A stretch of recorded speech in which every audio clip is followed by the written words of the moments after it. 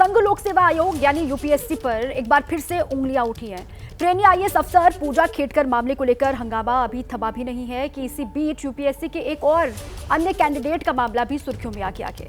IIT Roorkee से engineering की पढ़ाई करने वाले दिव्यांग कैंडिडेट कार्तिक कंसल से जुड़ा अजब मामला सामने आ गया है।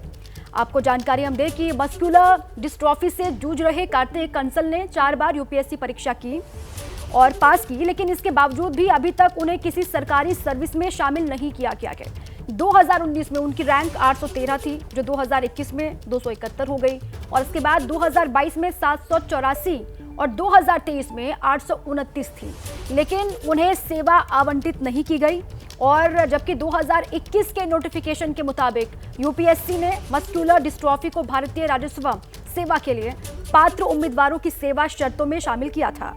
कार्तिक फिलहाल कैट यानी सेंट्रल एडमिनिस्ट्रेटिव ट्रिब्यूनल में अपना केस लड़ रहे हैं। मैं पूजा खेड़कर या किसी भी ऐसे आदमी के बारे में तो कमेंट नहीं कर सकता कि वो ऐसा क्यों करते हैं और क्या नहीं है, मगर हाँ ये बात ज़रूर है कि ऐसा करने वालों को देख के इट इज़ रियली डिसहार्टनिंग और दुख तो होता है। मुझे सिविल सर्विसेज एग्ज़ाम 2019 और 2021 में सर्विस अलॉटमेंट नहीं हुआ था और इसका रीज़न जब मैंने पता लगाया तो मुझे बताया गया कि फिजिकल रिक्वायरमेंट और फंक्शनल क्लासिफिकेशन 2 चीज़ें होती हैं जो for person of disability you have to meet ताकि आपको सर्विस अलॉट हो पाए। और मेरे केस में आई वाज इन्फॉर्म्ड दैट कि आपका फिजिकल रिक्वायरमेंट और फंक्शनल क्लासिफिकेशन आपकी रैंक के हिसाब से मिलने वाली सर्विस से मैच नहीं करता था, इसलिए आपको सर्विस अलॉट नहीं की। अपनी डिसेबिलिटी के साथ प्रिपेयर करना थोड़ा तो मुश्किल था, तो इसमें क्या होता है कि आपकी मसल्स वीक हो जाती हैं, तो इसीलिए मुझे डबल प्रैक्टिस करनी पड़ी for completing the mains paper. हालांकि एक्स्ट्रा टाइम मिलता है हम लोगों को, मगर उसके बाद भी मेरी मसल पावर इतनी ज़्यादा स्ट्रांग नहीं थी, तो उसे स्ट्रेंथन करने के लिए मुझे डबल प्रैक्टिस करनी पड़ी थी। 271 रैंक आने के बाद भी जब मुझे सर्विस एलोकेट नहीं हुआ था तो ये काफ़ी मेंटली चैलेंजिंग तो था। आई मीन सोसाइटी में हमारे यहाँ सिविल सर्विसेज एग्ज़ाम को बहुत हाई माना जाता है और जब मेरी रैंक आई तो उसके बाद सर्विस नहीं मिली तो हर कोई मुझसे सवाल करता था कि आपको तो रैंक आई थी, आपकी सर्विस क्यों नहीं मिली।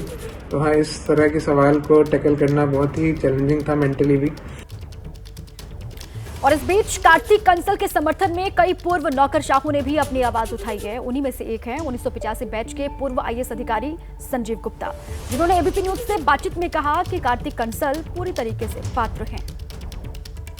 पूर्व आईएएस अधिकारी, पूर्व सचिव गृह मंत्रालय संजीव गुप्ता जी हमारे साथ बात करने के लिए मौजूद है। संजीव जी, ये उसने बड़ी मेहनत करी, 14 साल की उम्र से एक्सरसाइजेस कर करके जैसे तैसे लिखना सीखा।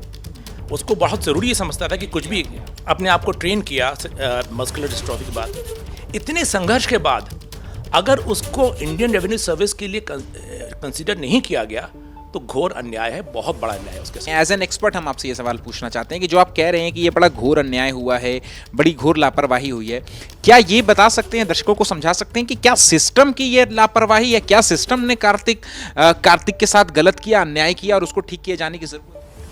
देखिए, सिस्टम के हम भी भाग रहे हैं। सिस्टम एक व्यक्ति का नहीं होता, अलग अलग लोगों का होता है। किसी भी विभाग में, जैसे आप डिपार्टमेंट ऑफ पर्सनल ट्रेनिंग ले लीजिए, वहाँ पर अलग अलग स्तरों पर इसकी जांच होती है। मुझे हैरानी इस बात की है, अलग अलग स्तरों पर जांच होने के बावजूद कैसे ये गलती रह गई, उसके बावजूद। एक तरफ पूजा खेड़कर और एक तरफ कार्तिक कंसल, एक योग्य है यूपीएससी, उसने सही तरीके से सही मायनों में मेहनत करके पास करी, उसके सर्टिफिकेट सब सारे पूरे हैं, उसकी डिसेबिलिटी के सर्टिफिकेट सारे जो है वो सच्चे हैं, लेकिन वो अभी भी अपनी सर्विस के अलॉटमेंट का इंतजार कर रहा है। दूसरी तरफ पूजा खेड़कर, जिसके पास पैसे हैं, जिसके पास पॉलिटिकल पावर है, उनकी वजह से वो वहाँ पर जी हाँ, बिल्कुल, इसमें मुझे कोई शक नहीं है।